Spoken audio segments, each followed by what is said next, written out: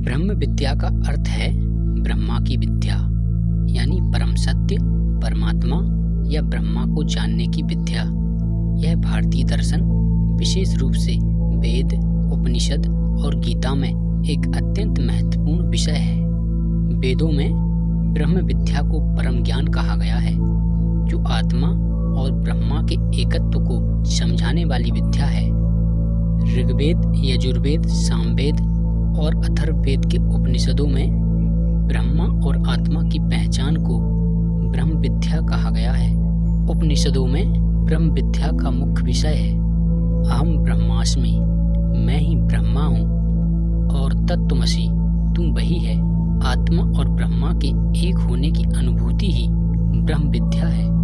यह विद्या अज्ञान का नाश कर मोक्ष की प्राप्ति कराती है।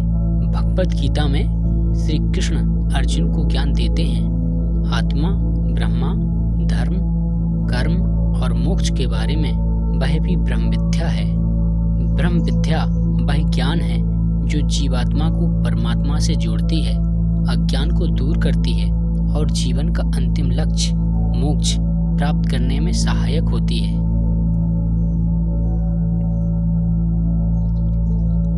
आइए अब हम ब्रह्म विद्या को 3 प्रमुख धार्मिक ग्रंथों उपनिषद, भगवद गीता और वेद के उदाहरणों के साथ विस्तार से समझते हैं। उपनिषदों में ब्रह्म विद्या। उपनिषदों को ही ब्रह्म विद्या की पुस्तिकाएं कहा गया है। ये वेदांत का सार है। उदाहरण: छंदोग्य उपनिषद तत्त्वमसि श्वेतकेतु, तू वही है, तू ब्रह्मा है। यह बताता है कि जीवात्मा और परमात्मा अलग नहीं है।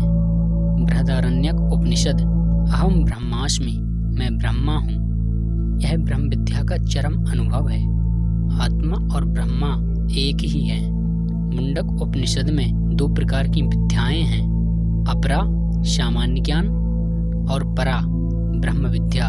यहाँ परा विद्या का उद्देश्य है ब्रह्मा का ज्ञान। वेदों में ब्रह्म विद्या। वेदों में ब्रह्मा की व्याख्या सूक्तों के माध्यम से की गई है। उदाहरण: ऋग्वेद नासदीय सूक्त, सृष्टि से पहले क्या था, क्या ब्रह्मा ही था? यह प्रश्न पूछकर ब्रह्मा की व्यापकता को इंगित करता है। यजुर्वेद सत्य एक ही है, लेकिन ज्ञानी उसे अनेक नामों से पुकारते हैं। यह ब्रह्मा के सार्वभौमिक स्वरूप को दर्शाता है। इस सब का निष्कर्ष क्या है? तो आइए उस निष्कर्ष को जानते हैं। ब्रह्म विद्या कोई साधारण ज्ञान नहीं, बल्कि जीवन के अंतिम सत्य को जानने का मार्ग है। यह ज्ञानी को माया जाल से बाहर निकालकर मोक्ष की ओर ले जाती है। ब्रह्मा को जानना यानी स्वयं को जानना ही इसका लक्ष्य है। अब हम ब्रह्म विद्या को आध्यात्मिक अभ्यास, गुरु शिष्य परंपरा और मोक्ष की भूमिका के संदर्भ में विस्तार से समझेंगे।